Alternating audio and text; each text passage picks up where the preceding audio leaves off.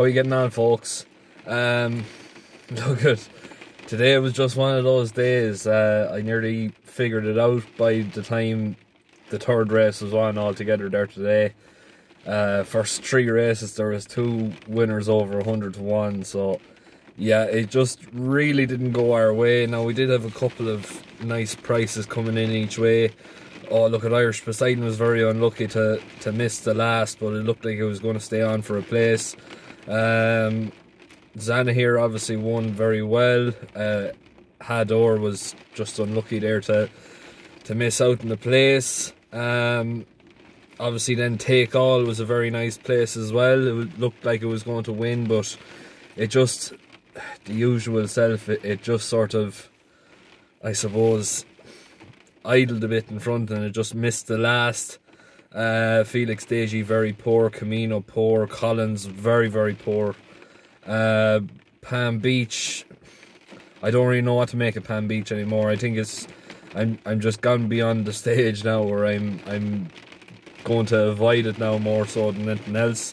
You have the likes of Shadow River, who won very well. It was tipped up at 4 to 6, ended up going off around 4 to 11. Presenting Megan was very unlucky at the start of the race, was just taken out by a faller.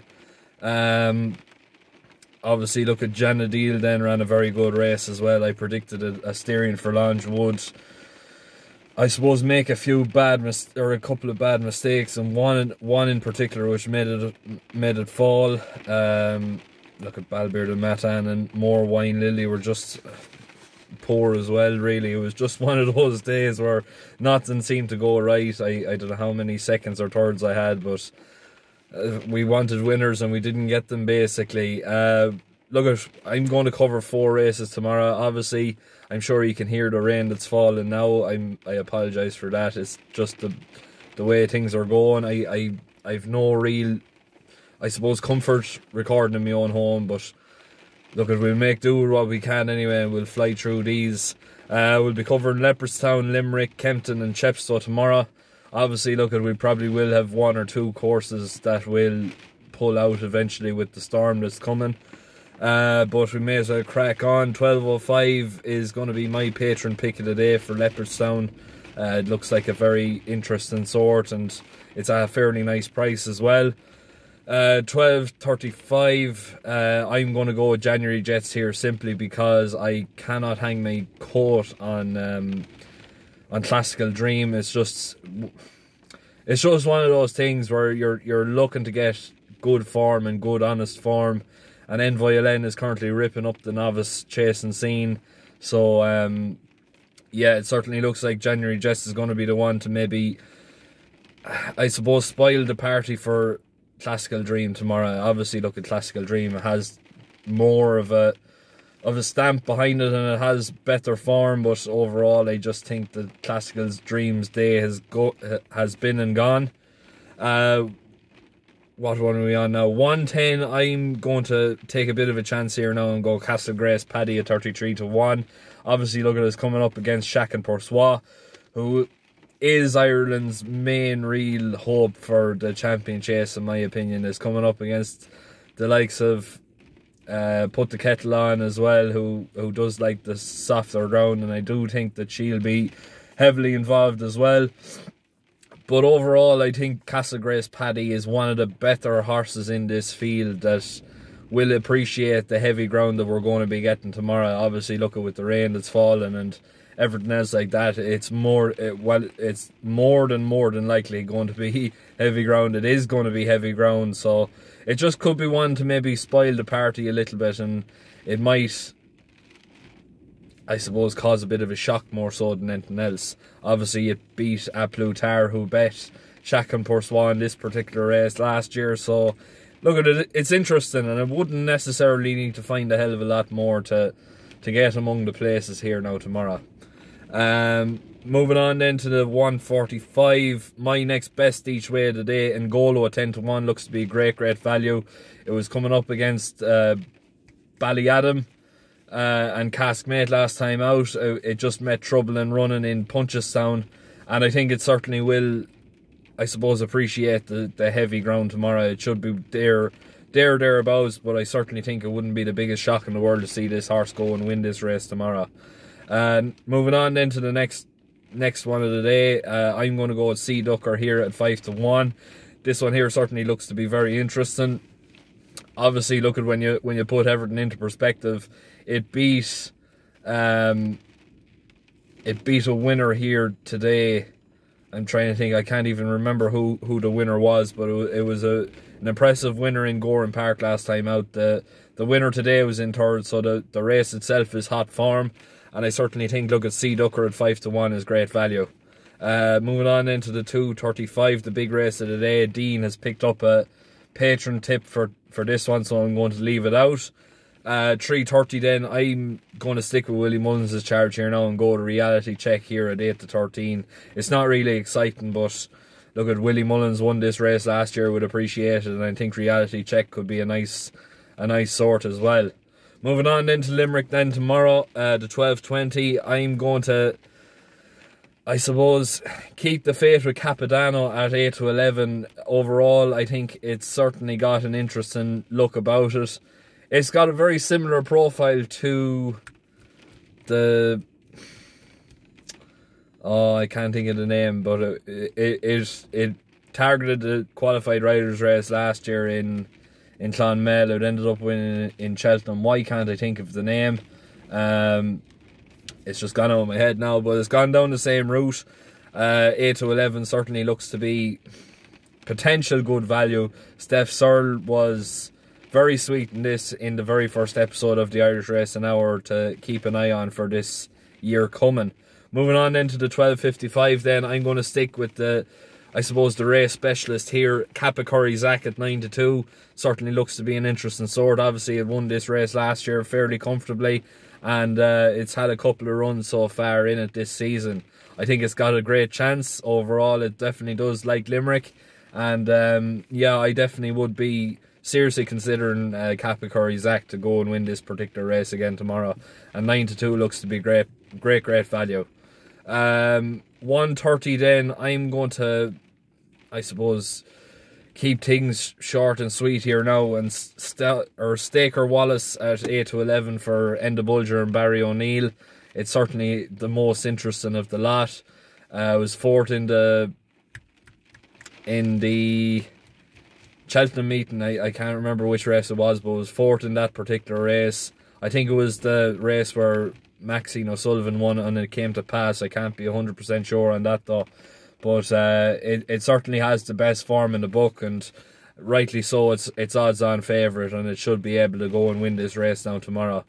Next race then, the 2:05. I'm going to stick with the guns here now and go with Cost a Lot More. It was a very impressive winner last time out. It was heavily punted that day, so keep an eye on the market. If there's money coming for it, obviously that's a sure sign that the connections do want to go about and try and find a winner with this particular horse tomorrow. I'm going to leave it till tomorrow morning before I go even thinking about betting this horse, simply because I want to see what way the market's moving, and I want to hopefully pick up and maybe, I suppose, a more insider perspective than without being an inside job as well. The 2:35 then, Atlantic Fairy.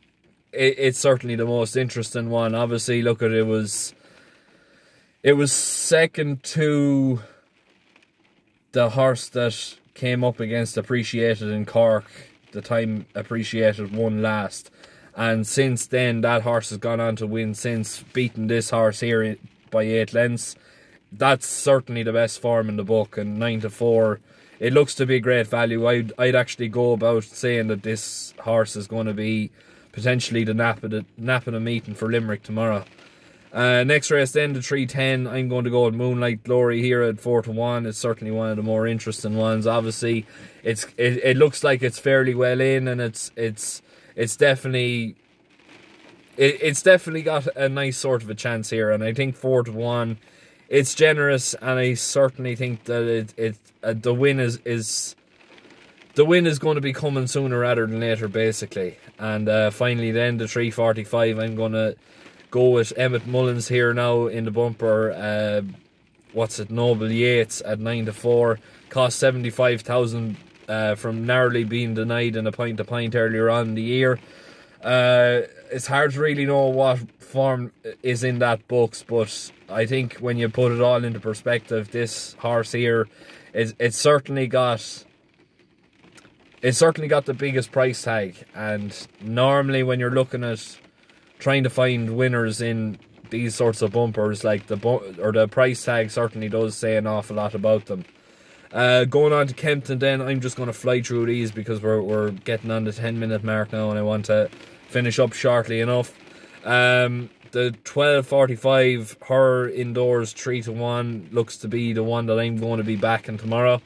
120 I'm not going to be having a bet in this race, simply because Shiskin at I think it's 2-7 he is at the minute. It's crazy price. You wouldn't be backing it with your eyes closed. 155 then, Bannockstown Glory at 8-1 looks to be an interesting sort. 230 then, Duke de Geneva. I'm going to go against Altior here. I think obviously look at with the rain that's coming, and Nicky Henderson saying last time out that he took it out because of the ground softening. I think Duke de Geneva will appreciate the softer ground. And look at Altior, I don't know what to make of Altior. I think he's nearly finished, personally speaking, but I think Duke de Geneva here at 11-2, and last year's race actually was, I think, Duke de Geneva's best run so far in his career. So look at, potentially he likes Kempton. He certainly likes the softer ground. I definitely think he has a decent enough chance here, and 11-2 is a nice price. 305 then, Adrian Dupont at 8-1 definitely looks to be a nice sort of a one for each way.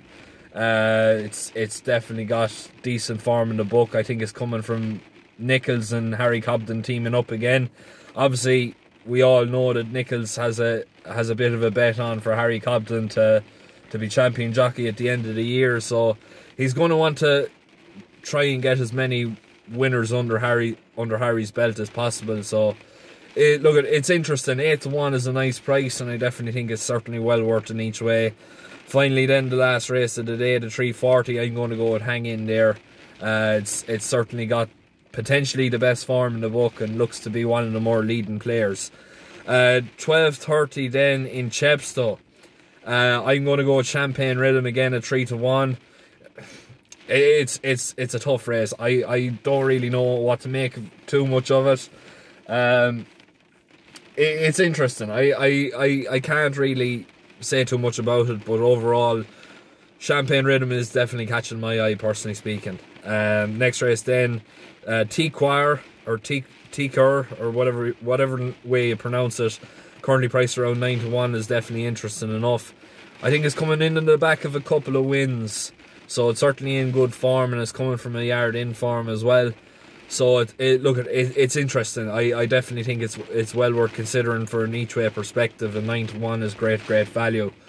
140, sorry. Elm Valley at 3-1 is another one that I will be probably backing tomorrow if I am going to be having a bet in Chepstow. Simply because it's definitely one of the ones that has more form in the book than most. I think a few of his last races have backed up the form and everything else like that. So look, it's interesting. I think 3-1 is definitely the best value there. I'm just going to fly through the rest of these then. The 215 Storm Arising, obviously look, we're going to stick with the namesake here, but it's certainly one in good form, and 3-1 is definitely a nice sort of a price about it. 250 then, the National. I'm going to go with Christmas in April here, simply because it's got good form around this sort of a trip, and this sort of ground is going to be meeting tomorrow is definitely going to be playing into this horse's favour, and 9-1 is certainly a nice sort of an each way bet. 325, keeping it simple, Gowl Road at 5-6 is the one I'll be backing. It's short enough price, but overall it's definitely got the best form in the book. 355 then, last race of the day, Supreme Escape at 7-2 looks to be the one that I will be having a bet on, but I'm going to leave it there. Thanks again for the support you've shown so far. look at obviously today didn't go our way, but I think hopefully the time will come basically, and hopefully it'll be tomorrow. So look at, please make sure to keep liking, sharing, subscribing if you're going to be having a bet tomorrow. The very best of luck. And yeah, I'll be back on again now tomorrow for another bit of an episode. Hopefully we'll be on the back of a few more winners than we were today. Thanks very much, and best of luck again for tomorrow.